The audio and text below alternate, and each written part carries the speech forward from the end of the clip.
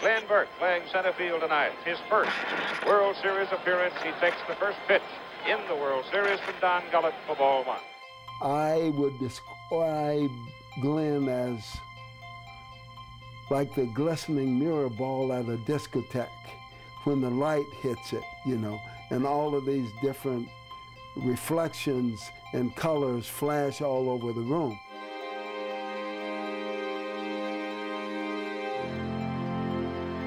It is not uncommon these days for someone who is in the public eye to come forth and admit that he or she is a homosexual. But it is fairly uncommon when that person is a Major League Baseball player. I'd like you to meet Glenn Burke right now. Little looper out to center. Burke there. Game's over. Dodgers win a pressure game. Were you traded from the Dodgers to the A's because you were gay? I'm not sure. What do you think? Yeah.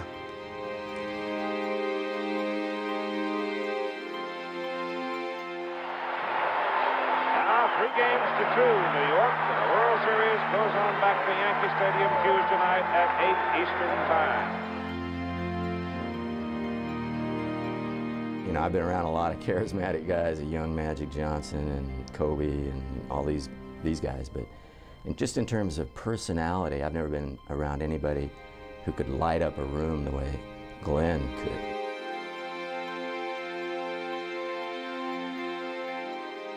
Burke said, I cannot take it anymore.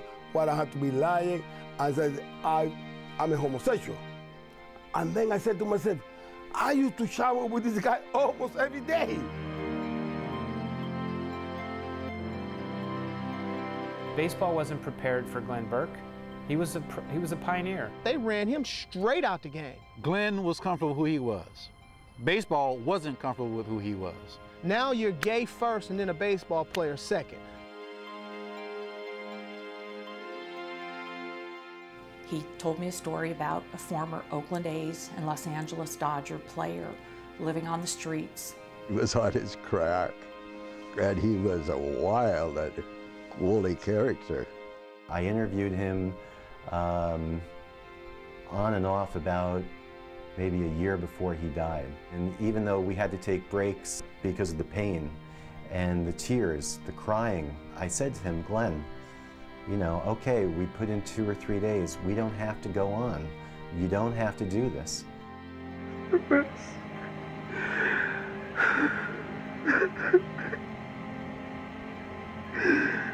The best at work. I'm sorry. No, it's okay. Don't worry about it. It's all right. This is overwhelming.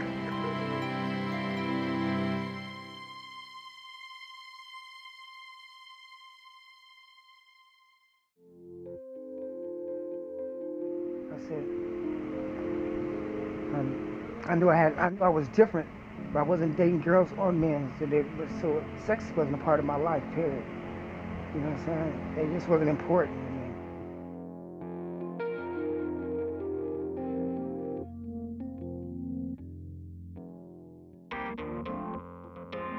Like all legends, the one belonging to Glenn Burke has a pivotal birthplace, the streets of Oakland and Berkeley, a hard-working community surrounding the University of California. Sports have always been an important part of the fabric of life in the East Bay, especially on urban basketball courts, where Burke's story literally sprang to life. Top physical specimen. You know, he had to, first you saw him and you looked at this dude and you like. Glenn at 5'9" could play under the bucket and grab all the rebounds and dunk on the guys, and didn't matter if they were 7 feet tall. Championship game, John Lambert, our 6'10" center, got in foul trouble.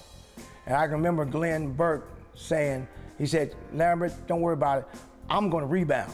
And Glenn ended up with 15 rebounds at 5'10" against a team that had a front line of 6'6", 6'7", and 6'5". And Glenn went to the hole one time, man, and he lifted off. And he was going to the hole, and it ended up on the other side of the rim, and finger rolled it off the rim, and the crowd went crazy. I went crazy too. I was sitting on the bench. Glenn did moves in 1970 that Michael Jordan did in 1991. I remember after games, he would pull off his shirt and show off his physique. He was built like a Greek god. I mean, and he knew it.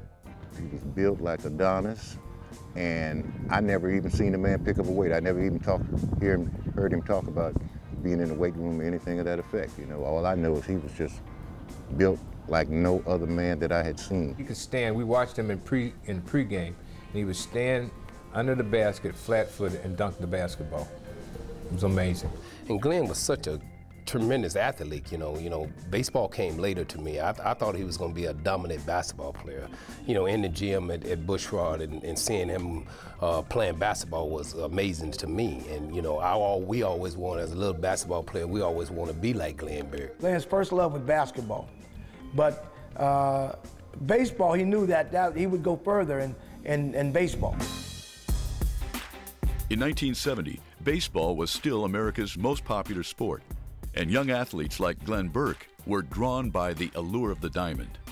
When I used to watch him hit home runs, and they would be tremendous drives. I mean, I used to tell him, you know, I said, man, you got light tower power.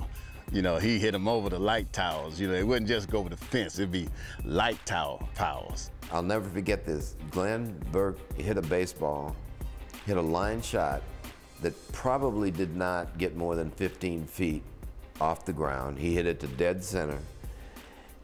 And this ball stuck, it was hit so hard, it stuck in the cyclone fence in center field. Probably the premier athlete to come out of Berkeley, I mean, bar none. In addition to a rich athletic history, Berkeley has a tumultuous reputation born in the student protests of the late 60s. Cries for free speech and free expression echoed in the young Burke's on-court demeanor. He developed the hoorah comedy will talk about you, and you would hope that he wouldn't talk about you and talk about somebody else. It was a cross between Eddie Murphy and Richard Pryor. He kept everybody laughing, always had a good joke to tell everybody. At Berkeley High, after the basketball games, when they would win, and they would win it all the time, and Glenn would get on top of the football lockers with a towel around him and a shower shoe in his hand, you know, and he'd be sashaying around. And somebody would make a remark to him, and he would turn around and say, "Your mother."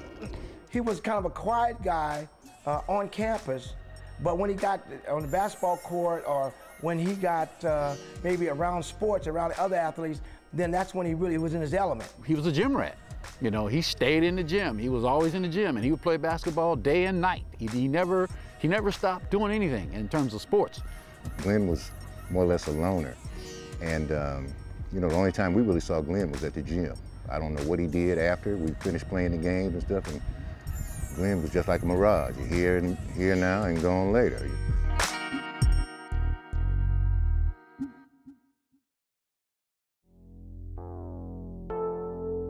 You know, I made the All-Star team, and you know what I'm saying? I was leadoff hitter. I hit around 12, 13 home runs, so yeah. It was always kind of fun to lead off the game with a home run. I got just 1-0. Red.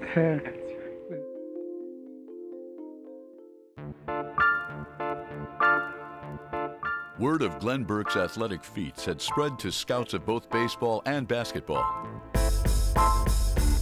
After a short stint at a local junior college, the baseball scouts came calling, contracts in hand. Two guys in two suits showed up to the house one day, and they said they were from the Dodgers and they wanted to sign Glenn to play professional baseball. Well, this kind of threw Mama back, because like I said, we thought, you know, Glenn wanted to play basketball. And in baseball language, 8 is outstanding. That's as high as you can go.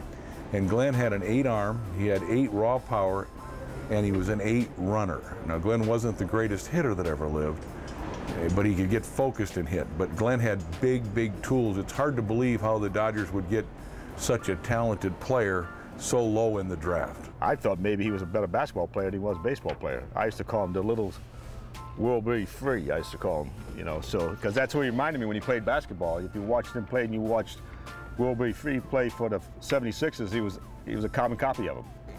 Cotton Fitzsimmons approached him and wanted him to come down the next day and run guard with Charlie Scott with the Phoenix Suns. And Glenn turned him down and said he wanted to be a Dodger. Burke's decision to spurn basketball surprised many, but he saw a quicker route to a brighter stage in the national pastime. Glenn was like a two-sport star. You know, you felt that he had an opportunity to play in the NBA as well as Major League Baseball. So you follow what he did. You're waiting to see when he was going to come up to the big leagues, but you figured that he was supposed to be a major leaguer right away because that's just how good that he was. I played for the Albuquerque Dukes in 1990, and a guy named Steve Shirley was a left-handed pitcher who was making a comeback, and he played with Glenn in the 70s.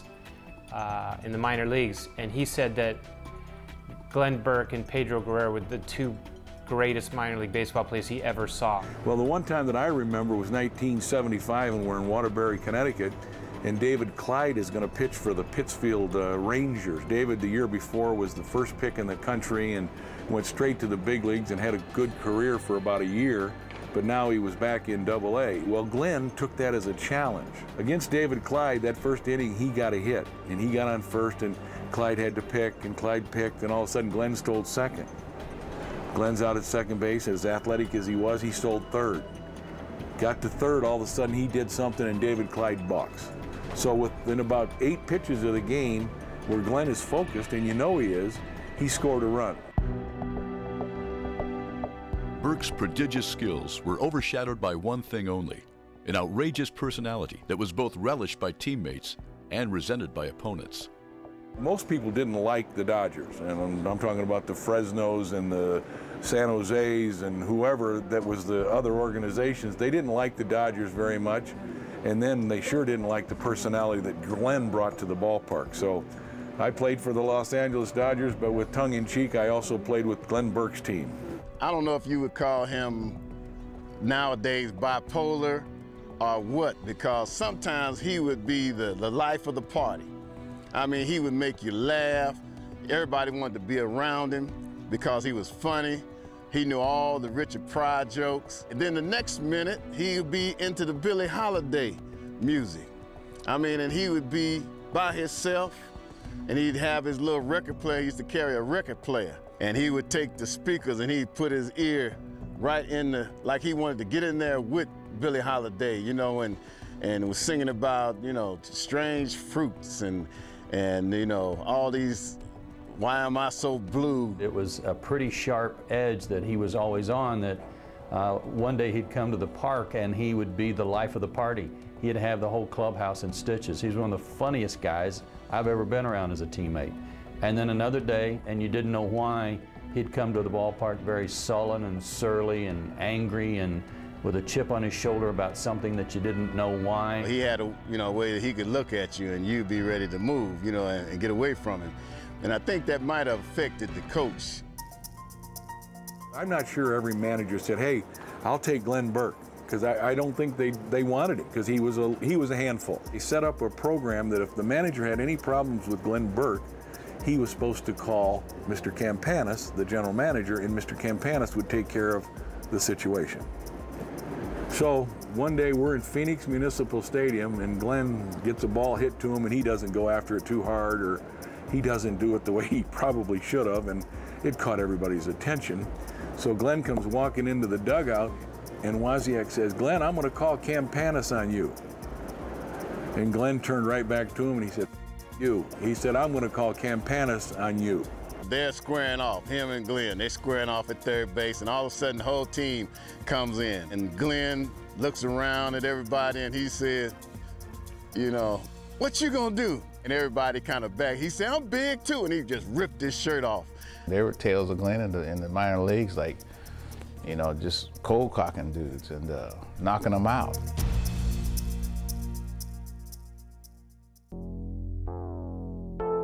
I met somebody there, and we fell in love. We go walk in the park, we go eat, you know. I love that man so much. He's a Scorpion too, like me. I love him so much. We cried like two kids at the airport, because he said, this is Connecticut and stuff. He said, I know you're not coming back. You know what? And I said, I can only go where my baseball sends me.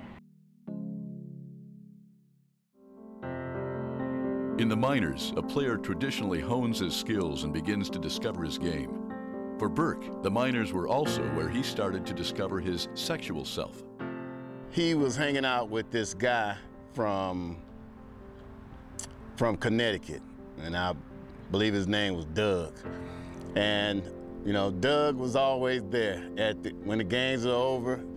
Doug was there, and I'd be, you know, just kind of saying, "What's going on?" You know, I didn't want nobody to take advantage of Glenn. Just like I said, we always took care of each other, and so I'd be asking him, you know, who is that dude? You know, and oh, just a friend of mine. I'm going to hang out with him, and you know, and it wasn't nothing unusual for Glenn, because like I said, you know, blacks, whites, Latinos, they all love Glenn. You know, he got along with everybody. We had always stayed in the same apartment complex or lived in the same apartment complex. And all of a sudden, 1975, we're going to go to Waterbury, and we're going to stay, and we've got an apartment, we've got it all lined up, and we talked to Glenn, where's he going to stay? And he never committed to it. He never said that he was going to stay. So he ended up staying down at the YMCA in Waterbury, and that's just what he did, so he was away from us a little bit more that year. With all of this going on with Glenn and his new friends, I don't think management really knew what Glenn was doing, because it was pretty much away from the park. Inside the park, Burke remained the Dodgers' top prospect, one both prized and protected. Myself and Reggie Smith and Davey Lopes and some of the guys, we used to, you know, we were sort of taught and trained to take care of the, you know, the young guys in the minor leagues. Al Campanis talked to me and said, we have this young player down in the minor leagues that we're probably going to be bringing up at some point during the year. He says he's got great tools, he's a player, but we're just not quite sure how to reach him. Would you mind rooming with him? Well, you know, I hadn't had a roommate in quite a few years, but I said, sure, you know, there's something to help a young player. And you just sort of, especially take care of the guys that you think have enough skill and talent, you know, for you to pass some things on to them that they're eventually going to be in the big leagues.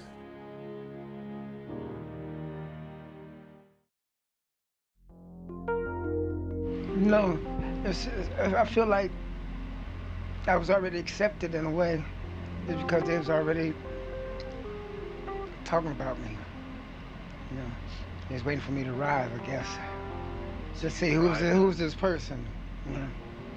And I came in here, the life of the team.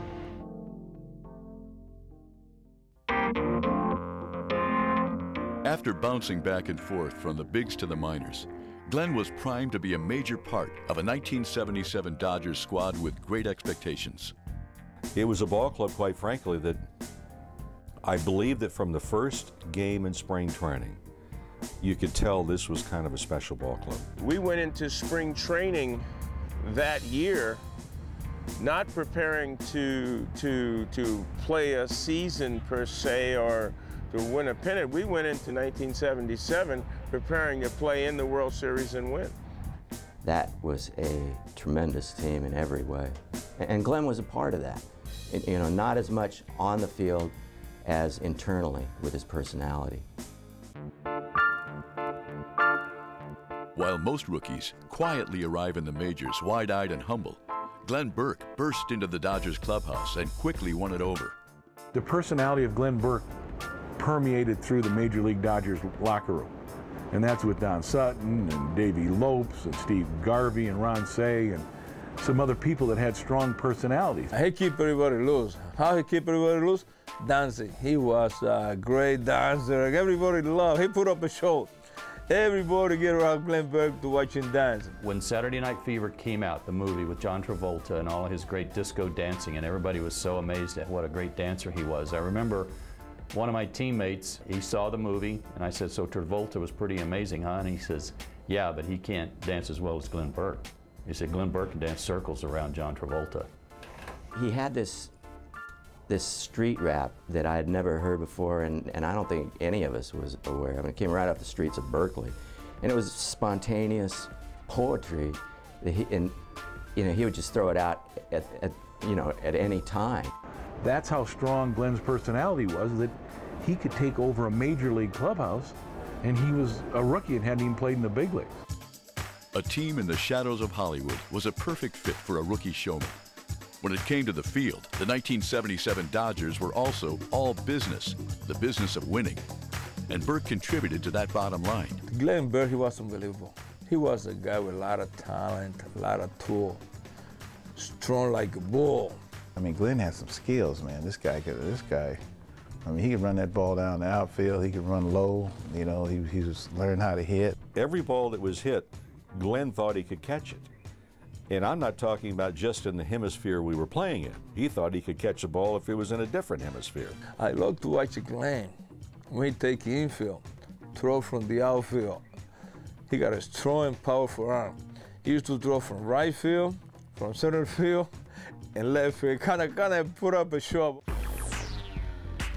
The show continued at the steps of the dugout, where Berkeley's child of free expression may have invented the most iconic gesture in sports history. You know, Dusty and I always talked about, we always said, who invented the high five? You know what I mean?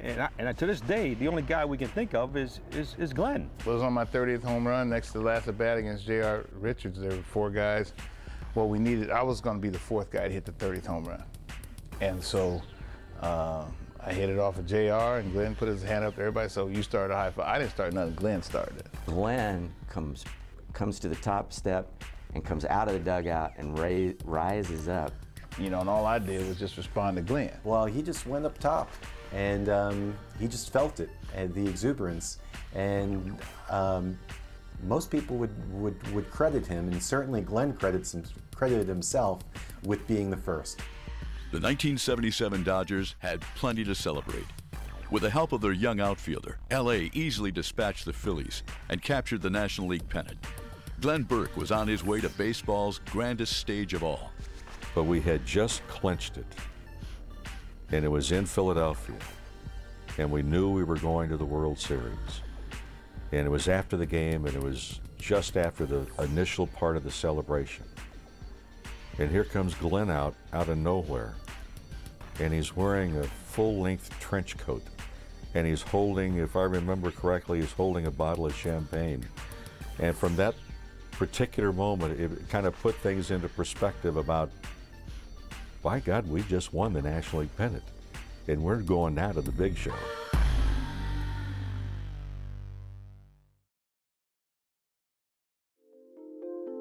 What were your expectations for yourself and the Dodgers heading into that series against the Yankees? To win. Have a good game and win. If I can help, I can help them win. 1 out is all they need. Any fly ball, anything. That's all they need. That's do it. That's going to do it. Yes, it's over. The Yankees win their 21st World Series. They traced the Burke's Dodgers were defeated by Mr. October's Yankees in one of the most memorable World Series ever played. At only 25 years old, Glenn had proven himself under baseball's brightest lights. Under that glare, all aspects of Burke's personality, including his sexual self, began to grow more freely. But freedom often comes at a price, especially in baseball. But I remember in spring training that the Latinos start calling Glenn names. You know, they heard about it, you know, and they said, one of them called him a maricon. You know, some of the guys on the team, I started noticing, especially like some of the Latin guys, were like kind of funny in the shower. They wouldn't shower with Glenn. And so I was like checking things out, and then there were times when Glenn wouldn't let us take him home, or at the airport we'd come in. Once he got to the big leagues, he'd walk way down to the end. Glenn had some guys coming down in pink Cadillacs picking him up at Dodger Stadium and stuff, and he would sneak out the back. He would always be out there waiting where all the other players would come out of the clubhouse. There were times when I would try to set him up with one of my wife's cousins, and there was always something wrong with them. You know, they were too fat or not good looking, and I was like, man, you ain't telling me that one now. You can tell me something else, but she's fine, and I know she's fine. A friend of mine, we were having dinner in Dodgertown one day, and he said, Dave, I got something to tell you. I said, okay, what up? He said, I just want to tell you that Glenn's gay. I said, Glenn who? I said, get out of here. He said, no, Davey, he's gay. One day I went with my former wife's friend in Houston. We went to dinner over her house, and her apartment, and she was gay, and so you know, it wasn't no big deal. She's, you know, she's my buddy too, and so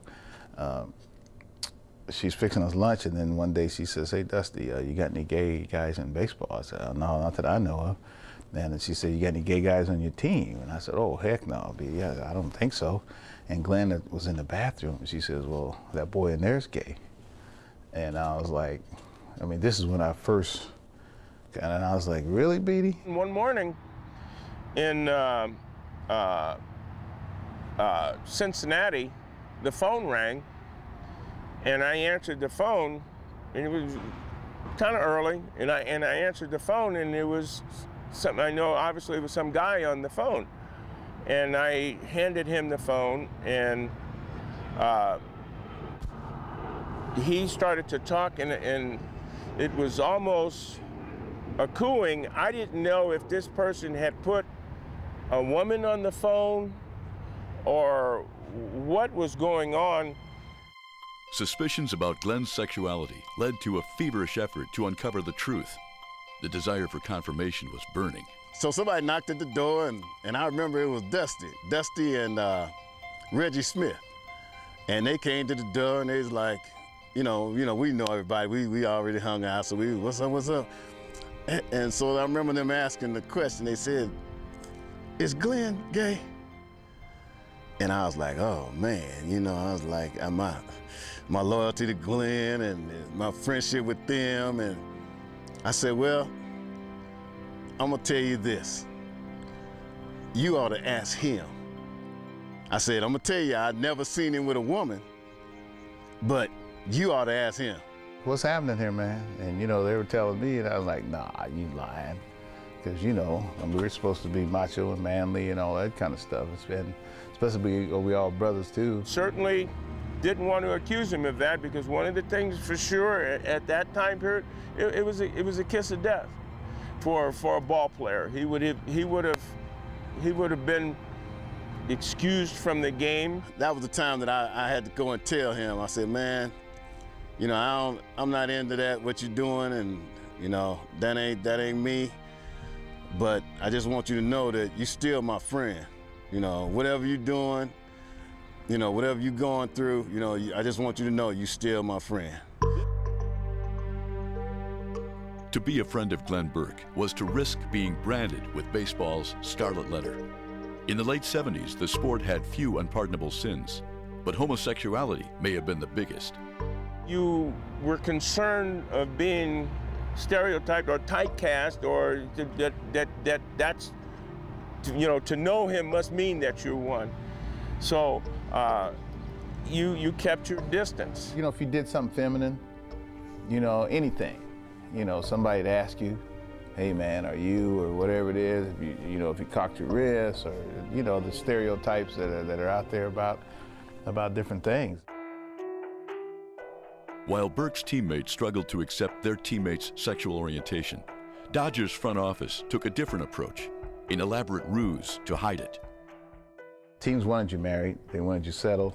Everybody got married in their early to mid 20s. Al Campanis and Walter O'Malley had called him into their office, and they talked to him and offered him $75,000 to get married. And Glenn's first thing he told me, he said to them with his comedy self was, "I guess you mean to a woman." Started laughing. And it was said that he was, you know, married, and that this wouldn't get out about him being gay. And he told him no, he wasn't going to live that type of lie. How come you didn't offer and pay for Pedro Guerrero's wedding? Is that because he was heterosexual? But you want to pay for me to get married to a woman? I'm not going to do that. I think that he was a little upset, you know, and a little disturbed that him being gay had anything to do with him playing ball. He was a great baseball player. You know, why would that interfere with what he was doing? Glenn was told by the Dodgers, or offered by the Dodgers, to, you know, allegedly get this bonus if he had a wife, you know, or got married. Whatever kind of arrangement was necessary for that to appear to be socially acceptable, and politically correct. Glenn took exception to that, refused to do it, and openly dated Tommy Lasorda's son. Tommy Lasorda Jr., nicknamed Spunky. His homosexuality was an open secret, one his father adamantly refused to accept.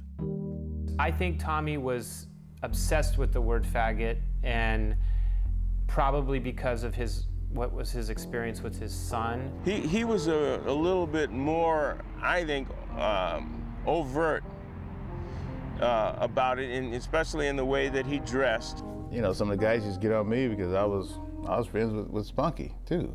I mean, you know, we used to talk. I remember he's the one who turned me on to Linda Clifford, you know, the singer, and we used to talk about, you know, singing. Tommy probably took him on road trips to kind of help keep an eye on him, and certainly when Tommy found out, he was probably one of the most disappointed people and hurt by it. We were talking one day, and he said, "Did you hear about Spunky?" He goes, "Yeah, one night after one of the Dodger games, yeah, Spunky and I met up, went over to the old man's house." He said, "It was just like, guess who's coming to dinner?" They actually went to Tommy's house, and when they were on one side of the house, they really thought about it, and they changed their mind, and they didn't do it. I think once they became friends and hung out together and that type of thing, that's really, that was probably crossing the line.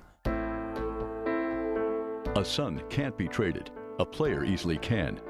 2 months into the 1978 season, Campanis and Lasorda decided the team was better off without its troublesome outfielder.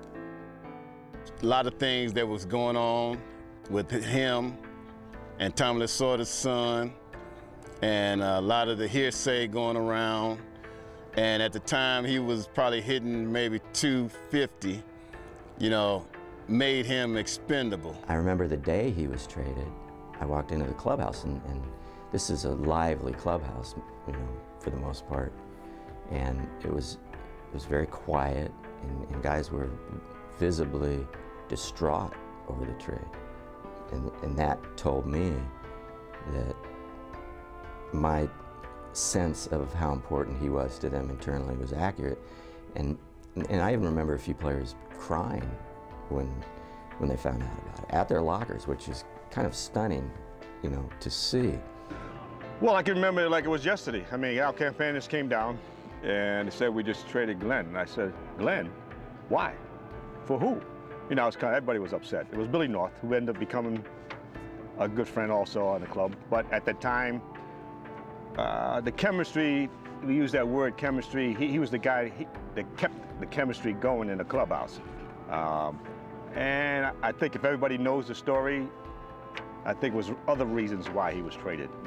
You know, I think the Dodgers knew. I think that's why they traded, you know, Glenn. They were really devastated that the life of the party was leaving. And I wrote a column expressing that, and it was not well received by Dodgers management.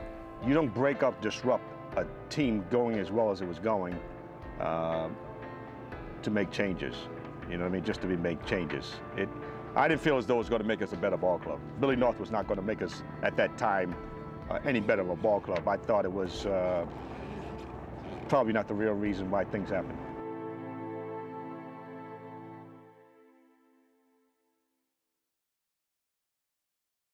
I couldn't take it no more. It was a joke. What couldn't you take? The team morale was in the gutter. The attitudes were so down I couldn't help pick them up.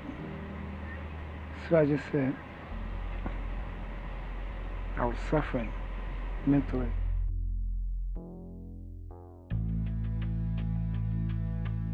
Just 7 months after starting Game 1 of the World Series, Glenn Burke was in a baseball wasteland. Charlie Finley's fire sales had decimated Burke's hometown team. If the Dodgers were baseball's penthouse, this team, derisively called the AAAs, was its outhouse. Well, they lost all the time, so it was a quiet clubhouse. It had to have been depressing. Players, most of them didn't belong in the major leagues, for one thing, and they knew that there was no support from the front office because there was no front office.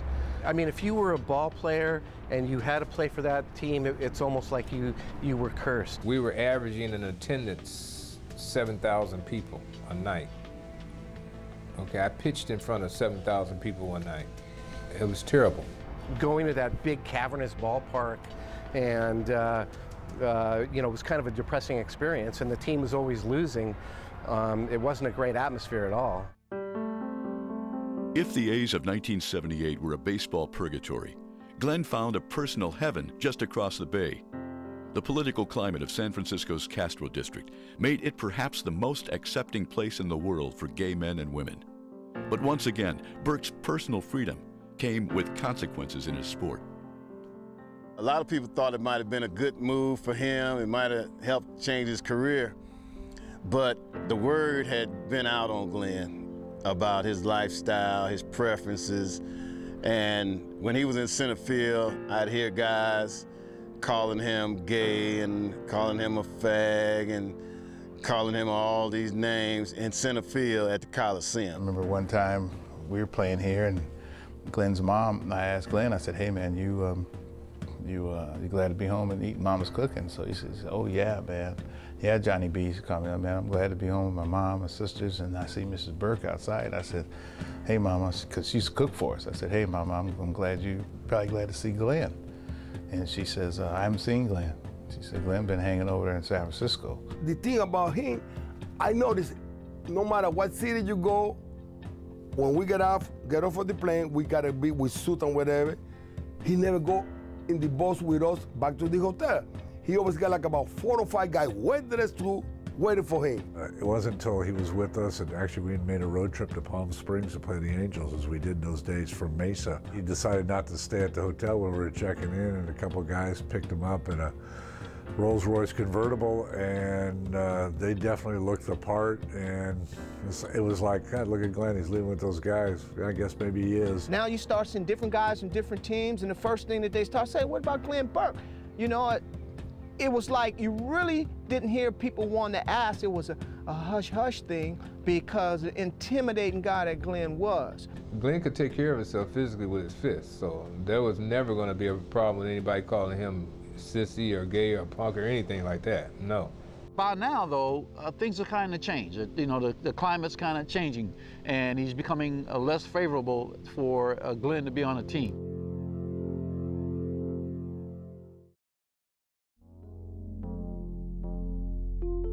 Okay, I wasn't finished with my career. It's just I had to get my mental stuff together. No arguing, no blaming nobody. It's just I took a voluntary retirement.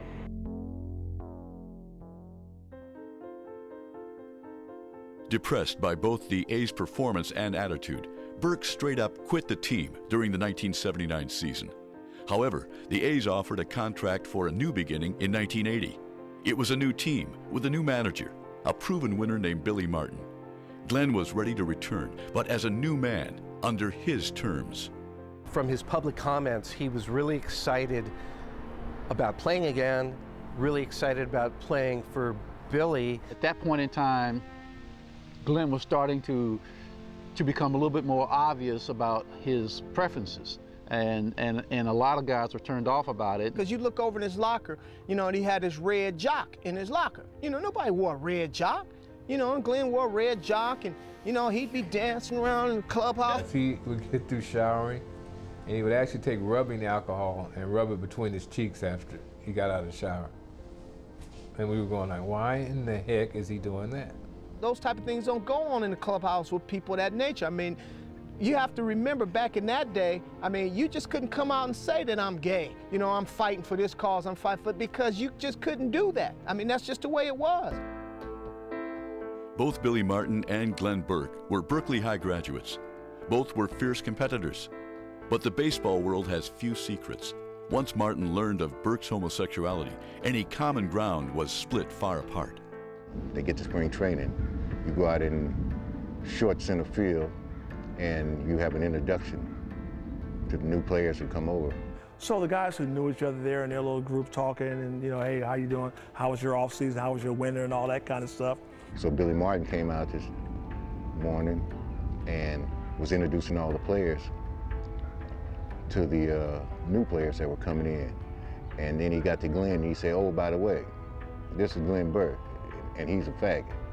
Martin didn't do anything quietly for you to hear. Everything he said was straight out of his mouth and very loud for everybody to hear. That's where he never gave Glenn a chance to judge Glenn on being Glenn.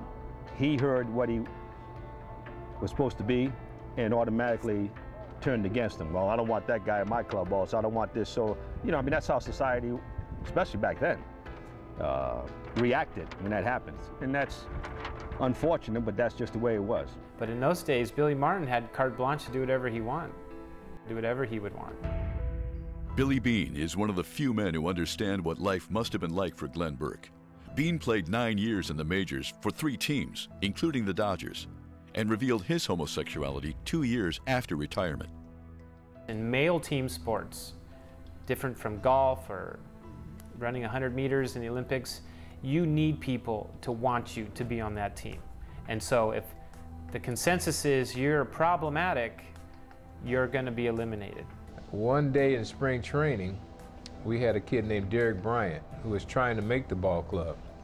And he was a AAA ball player at the time. And Billy got him confused with Glenn Burke. And he said, get that effing homosexual out of here. And he pulled the kid Derek Bryant out of the game thinking it was Glenn Burke. Martin's bias may have been dramatic, but at the time, many in the game shared his views. Most people were homophobic at that time, you know, and this was even before the AIDS thing, I guess. You know, being a ball players, we all had that macho thing going on, so I guess that was pretty much what Billy felt, you know, and he wasn't by himself. So one day we're in Hawaii, and Tim Holsey's a guy from South Carolina, played for the Tigers. He was at the end of his career, and he was catching, and he was getting an opportunity to get his pension in, but he got it in that year, so they sent him to AAA where I was. So we're in Hawaii, you know, we're about in the 5th inning of a game, and Holsey bounced it down to second base for like the 5th straight time. And, you know, me, a rookie, you know, hey, man, you know, get the ball down here. So, you know, I'll get back to the dugout, you know, Tim Holsey out of nowhere, hey, you little young punk, I will kick you. And before you know it, Glenn Burke jumped in the middle. And Glenn Burke said, hey, ain't no fighting gonna go on here with my homie. He said, if you're gonna fight somebody, you're gonna fight me, you know? And I'm like, I don't know if I ought to go ahead on and fight this fight and take this whooping if I'm gonna take one, or let Glenn jump in and take up for me, because he may want something in return. The tension in the clubhouse, you could cut it with a knife. I mean, everybody was afraid to go get in the shower and afraid to undress around him, and it just got to the point where it just was totally uncomfortable, and he felt that. Well, I remember one time he was telling me a story about, you know, being in the shower with the guys, how he felt uncomfortable and stuff. And he was thinking about getting out of the game and stuff because he just couldn't deal with it, you know. The fact that I guess they were looking at him like he was looking at them, and it wasn't like that. Glenn Burke once had teammates in stitches with his cutting humor. Now the A's were torn apart by his sexuality. Martin wasted little time, demoting Glenn to the minors in Ogden, Utah. He was buried in the bush leagues with little hope of a resurrection.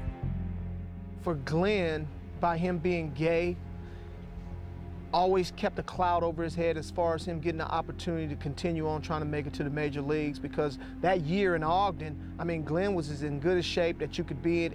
And the club that Oakland was running out there that year, there was no reason that Glenn shouldn't be playing on that team. But knowing Billy the way that he felt about Glenn in that situation, him making remarks that he had made, I never felt that Glenn had a chance to get there. And I think that was a point that Glenn had just had enough. There's a lot of compassionate people in the world, and there's a lot of straight men who manage baseball games that would have had compassion for him, or general managers. But I don't think anybody probably would have been tougher if he could have picked than Billy Martin with Oakland at that point in his career, and especially at that time where things were such turmoil in the gay community, and the San Francisco, Oakland area was right the epicenter of all of that. And again, it's just a perfect storm for everything to fall apart for him. You know, Glenn was just in a no-win situation. No-win situation. And that was the best thing for him to do, was to retire.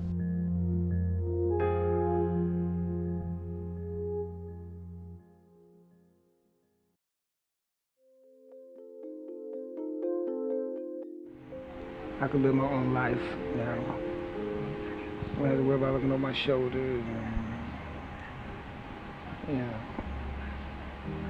I was relieved.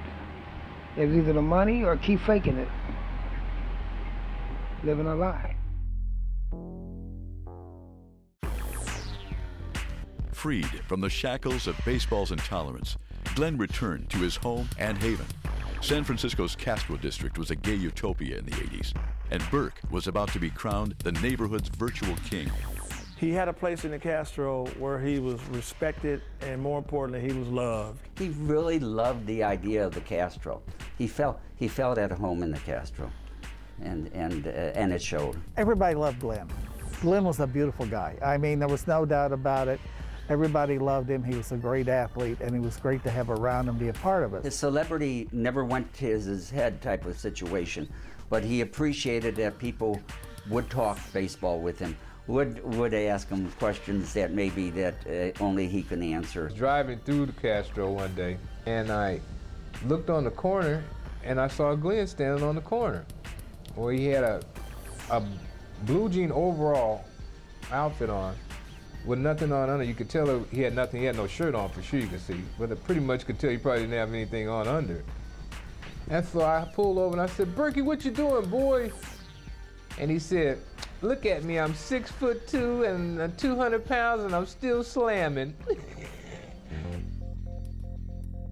I got a call from Sport Magazine, and they said, "Dusty Baker." I said, "Yeah, I don't know how they got my number. They got it from Glenn, but I didn't know this." So they says, "Hey man, we're here to talk about, Glenn Burke." And I said, "About what?" They say he's coming out the closet. I said, "What closet are you talking about?" I'm dummying up on him.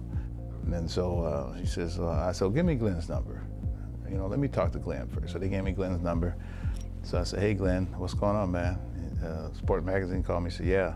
He said, "Johnny B, I'm coming out of the closet. I'm trying to make me some paper." In the current issue of Inside Sports, the one just hitting the newsstands today, his story is told, the double life of a gay Dodger. Glenn, why did you decide to tell the story now? Well, when it came to the point to where I was uncomfortable, I thought that the world should know how I felt. The whole Glenn Burke story came out, and I had read it, and as a big baseball fan, I found it really fascinating and thought, this might make an interesting episode of Cheers. What if Sam's roommate turned out to be someone who came out of the closet? Sam, it must have been quite a shock to you when Tom wrote about coming out of the closet. Whoa. You mean in Detroit when I was with the waitress and he came out of the closet and he was wearing That's not what you're talking about, is it? Yikes. We were a little shaky about the script. We didn't know whether or not it was too far over the edge, a little too controversial. We had the table reading where you have the cast and they all sit around and read the script together. And when it was over, and it read okay, and I'm walking out and Ted Danson comes up to me and he goes, "Don't change a word." And I thought he was being sarcastic, and I said, "Hey, Ted, give me a break. We were trying for something here, okay?" And he goes, No, seriously, don't change a word. It's really great." Glenn Burke found the spotlight once more. He played in the burgeoning Gay Softball League and even took part in the International Gay Games. As usual, his personality was as dominant as his athletic ability. Even though he was shortstop, I mean, he would cover third, he could cover second. I mean, his movement was awesome. He could cover the whole area all by him. He could have played all three positions if we had to.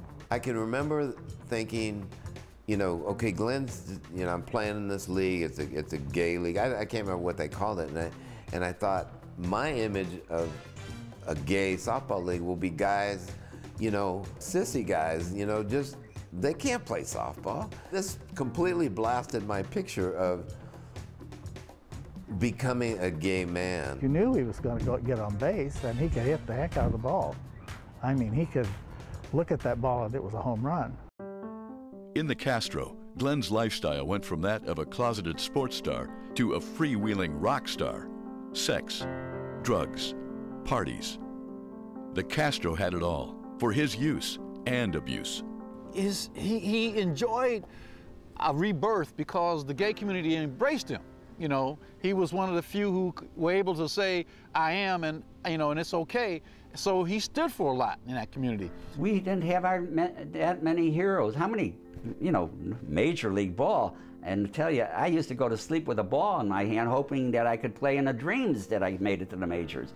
So we had to respect the fact that here's a guy from our own backyard. In fact, he was from Oakland, playing in the major leagues. I'm sure he was a sexual fantasy of every man, you know, in that area, and that feels good for your ego as opposed to suppressing it and hiding that all the time. But for him to get that kind of adulation and attention, for him to get that kind of a, you know, what we call a MAC card, he could play that MAC card, and it was carte blanche for him.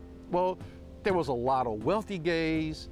There was a lot of access to everything you could imagine that was there for Glenn, being who he was. He got mixed up in a group that went beyond the pot scene.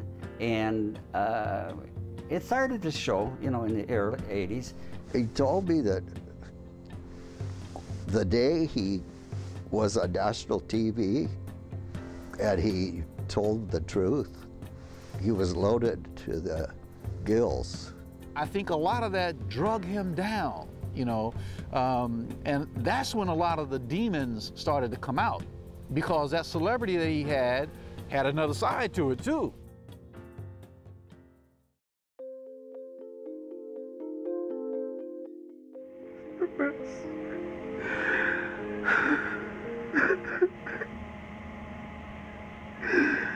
The best of work.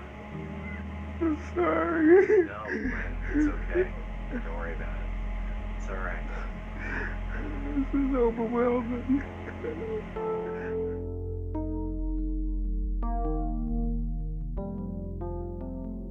You don't realize that making $60,000, $70,000 a year, which is probably what he made at that time, which was a lot of money, how hard that is to make in real life. He ran out of money, you know, and then he got involved with drugs. His partying escalated, and his drug use escalated. I'm sure after a while, and maybe after partying a little bit and feeling, you know, the camaraderie of all those people in that single scene, and Glenn started to miss playing baseball, and it happened to me.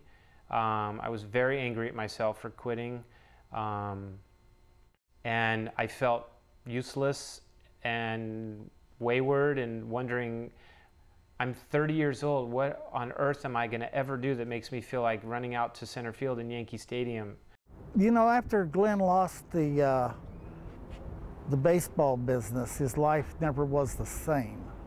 And he never could really hold down a job. He had a lot of friends, a lot of people that wanted to help him, tried to help him, but his whole life was built around sports. Burke lost his ability to play even recreational sports and nearly lost his life one afternoon in the Castro. He was hit by a car while crossing a street.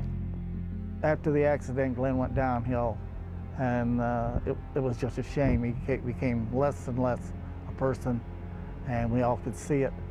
Because when he got hit by the car, that kind of ended, you know, sports for him. And I saw the limp, and I saw where he didn't look as healthy as he once was. He had to try to find a way to kind of ease all these pains, physically, psychologically, emotionally, financially.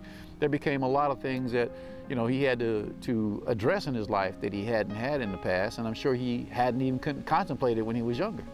The leg that he had, that got hit when he was in the city, got broken in 3 places, and they put a rod in there. And Glenn, they were supposed to replace it, and he never went back to get it replaced. And so that leg was rotting. I was on Gary Street, where the theaters are, and there was a pawn shop. What caught my eye was there was this ring, and it was Glenn Burke's championship ring. And number one, it was a heavy piece of jewelry, and if I remember right, with 1 diamond in it. But just seeing it there gave me a thing, something's not right with Glenn. And then I remember hearing about how he started robbing people for drugs and, you know, extra money. Glenn got into trouble a couple times. And friends of mine in the court system knew that I knew Glenn and would call me, you know, regarding references and certain things to try to, you know, keep him out of trouble. And it led to Glenn eventually going to prison. There was a drugstore on the corner of 18th and Castro called Star Pharmacy. Now it's a Walgreens. And someone put up a poster with Polaroid shots of lesions and purple dots, maybe about 10 pictures. And it was hand-drawn and not neat, but it says, if you have any of these markings on your body, you may have gay cancer. And I remember seeing the word gay cancer and saying, gay cancer? I mean, why gay cancer?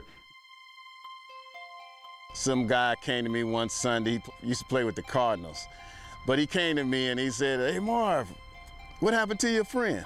I was like, what friend? And I knew who he was talking about. He said, Glenn. I said, I don't know, what happened?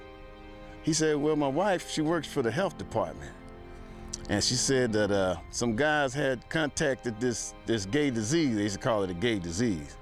And they said that he was one of the ones that had contact with them. And I was like, oh. You know, actually, when Glenn got hit by the car, went over to the city, and they were looking at some of the paperwork on there. And Joyce had said something about the blood count or whatever and stuff. And I think that might have been our first inkling into the fact that he probably had HIV. I wasn't terribly surprised because, as I said, you could kind of see a shift in Glenn. Some of the activities started to become a little more seedy, you know, and as you start falling further down that line, you know, you're going to get into a high-risk area. You know, I was just stunned at that time, you know. Person that I'd known, loved, and respected and stuff had you know, contacted the illness like that and was suffering. And then I remember one day I was at the stadium, Candlestick, and this guy came down weighing about 100.5. And he's looking great. He said, Johnny B, I recognize the voice, but I didn't recognize the person. It was scary. It was very scary because I mean, I had friends passing away, softball people passing away, and I knew they were going to go because of their, you know, their habits and their lifestyles. Back then, it was a death sentence. 99% of people who got AIDS back in the early '80s and died. So it was a death sentence. So thus, once that sentence is given, then all you want to do is, I guess, is try to feel good. In his darkest days, Glenn Burke found a beacon of kindness in Father Richard Purcell, who runs a home for patients dying of AIDS. Purcell is now fighting for his own life in a battle with ALS. I was walking down the street, there was an old couch. Somebody had pulled out to the curb from their house, and there was this guy on the couch. And I walked by, and who should it be but Glenn Burke? And so he said, oh, Richard, it's me, Glenn. Very friendly and everything. This or that. How are you doing? Not good. I have AIDS. Well, it was obvious he had AIDS. I said, where you been staying? Where do you stay? He said, well, I don't have any place to stay. I just stay here and there in a doorway or someplace here and there. I said, well, would you like a bed? Would you like to have a place to stay? Oh, he loved Richard. He loved Richard. And Richard was always straight with Glenn about everything. You know, Richard was very straightforward. I think Glenn liked that about Richard. You know, sometimes you don't want to hear things, but you know, Richard always was very straightforward with Glenn. Poor Glenn was so far gone that he had a one-track mind when I knew him. And that track was mostly crack. What used to happen was, if he was loaded or something, I wouldn't let him in. And so I think there was a time when Richard told Glenn that he had to leave, you know. And like Glenn left, but he would be across the street, and what he would do is chuck rocks at the house across the street. And they'd be all in the window, looking out the window, trying to see where Glenn was. I could see why he turned so many people off, you know, because, well, it was the addiction. It wasn't Glenn.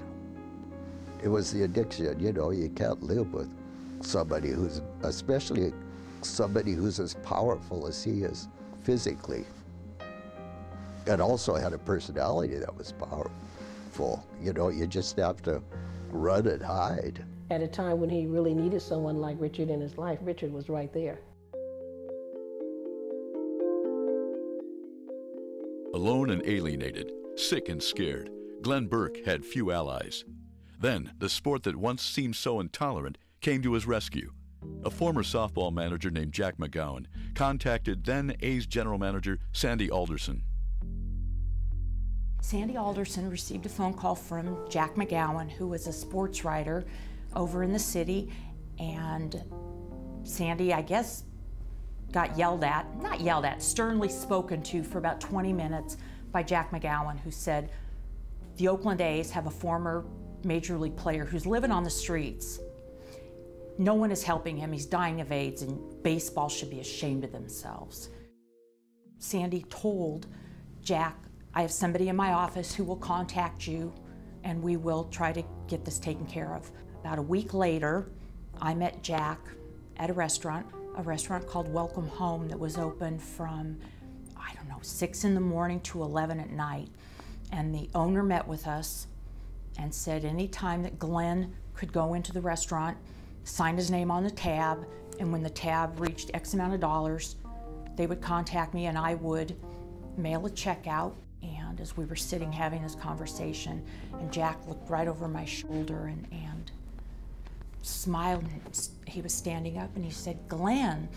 And I turned around and I started to smile. I said, hi, Glenn. And Glenn started to cry. He said, I've been told you're gonna help me. Somebody wants to help me. I can't believe somebody wants to help me. He wasn't able to eat that day because he had lesions down his throat, so eating was very difficult for him. And we set it up so he could just come and go whenever he wanted. We sat there for maybe a half an hour, and I went to the restroom, came back, Glenn was gone. And Glenn had a habit of just kind of disappearing. When Glenn finally reappeared for good, it was at the East Bay home of his sister Lutha. Glenn Burke no longer possessed the energy to be a showman. Now he found solace among those who had always simply accepted him. Probably didn't sleep for a year and a half because I worked during all that time, but the house was like open book. You know, people came and left day and night. Luther was a saint, is a saint. Luther is the most caring person that you could ever meet. The most non-judgmental person that you could ever meet. The pain at the end, I think I was having to give him morphine for the pain and stuff. He had depleted a lot. He was very frail. But he was really just trying to keep the pain away from his body at that time. I think he was just self-medicating himself. And I remember asking Luther one day, because I know a lot of people were coming by there and, bring crack so he could smoke and hang out and talk to him. And I asked Luther, I said, listen, I've known you all my life. How do you feel, and I have to ask you, how do you feel with me bringing crack to Glenn to smoke because it took some of that pain away? And Luther said to me, it doesn't bother me. Whatever's giving my brother some type of relief, I'm okay with it. Anybody dying of that disease, give them whatever in the heck they want. Heroin, morphine, crack, if it'll put them out of their misery temporarily, whatever, give them what they need. I can understand why Glenn was needing to get out of his own skin and the pain he was in. A lot of times we had columnists want to come by for interviews and photographers, and I believe one time they came, I think that was last time, Glenn had gotten out of the bed, but he couldn't get back in the bed. And so he proceeded to get on his knees and crawl. And the guy went to take pictures and I asked him not to. I didn't want him taking pictures of Glenn like that. For a man that had answers on the baseball field and the basketball court, and I think to a great degree with life, and to see him curled up, it was crushing. There was a reality that had come over him, and as I said, he was facing it head on like he did everything else in life. And, this was one that you could see that he had realized and rationalized and accepted his mortality. He had accepted it. This was one he wasn't going to slam dunk on. A lot of tears, a lot of crying. That no matter how much we tried to help, and he was surrounded by love, but he finally succumbed, and I did believe he was in a much better place. His demons were gone.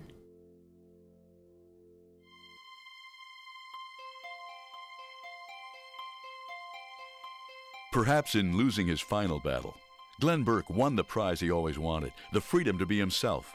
Freedom, as always for Burke, without compromise. But freedom without consequences, perhaps for the very first time.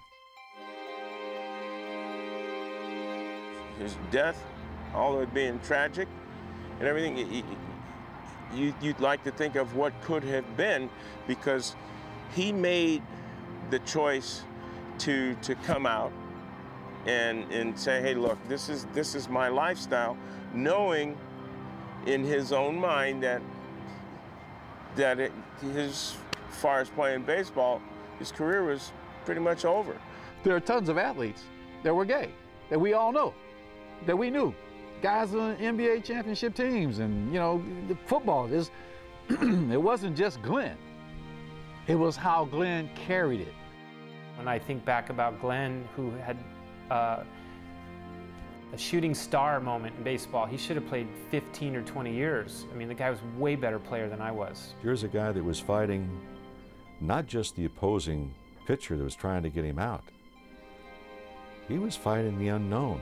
He came off that pedestal, and you like to remember him on the pedestal, but it's hard to put two and two together. He made mistakes. I loved Glenn, I'll put it that way. I didn't really like a lot of I certainly didn't like his BS, but there was something underneath it all that was very powerful. The most amazing part of it for me is for him to be able to accomplish all the things that he did in the game and be the person that he was. You know, because as we've lived, we've seen that people are so insensitive to people who are gay. We were ball players trying to make a living. It's just unfortunate. Glenn had the other things going on in his life that this country and the sports wasn't ready for. His short life and the undignified way that he passed away is heartbreaking to me, and I'm sure anyone who's ever met him, because it didn't have to happen. At the same, and like I said, that's the thing that to me that is most tragic, is that he had this ability and he didn't get a chance to fulfill it. I think it all became confusing to him because the reality of what he was not going to let him be what he could be. The closet hurts people forever. Everyone's career ends, but to do it because you don't feel like you belong there when you've proven that you do is damaging, and it affects everything. And I'm sure that's why Glenn swam in the waters of drugs and alcohol to take away his frustration. Growing up, I was probably as homophobic as you can be, you know, because that's something that you just didn't want to be associated with. Guys in my neighborhood that were known to be that way, they got chased home every day. They got their lunch money taken away from them because it just wasn't cool to be like that. You know, we weren't educated. We didn't know about it. It just wasn't what you did around here. But with a guy like Glenn being the physical guy that he was, and as good as he was in sports, you really didn't want to believe it. People might have said that because they were what people say today, hating on him or whatever, because they just wanted to say bad things about him, because Glenn was not a bad person at all. He's the same guy that will beat you down on the basketball court and then take you up to the store and buy you some chips and a soda. The image that I have now, if you ask me today what's my belief of a gay man, could be anybody. And Glenn, when I looked at Glenn and realized that Glenn had chosen that lifestyle, I said, you just have burst my stereotype. I think the whole story came out good. It was a bumpy road. It was a rough ride. It was a confusing life in many respects. But I like to accentuate the positive in everything. And so in his life, if I were to make two columns, positive, negative, I think the positive would come out way ahead of the negative. Way ahead of the negative.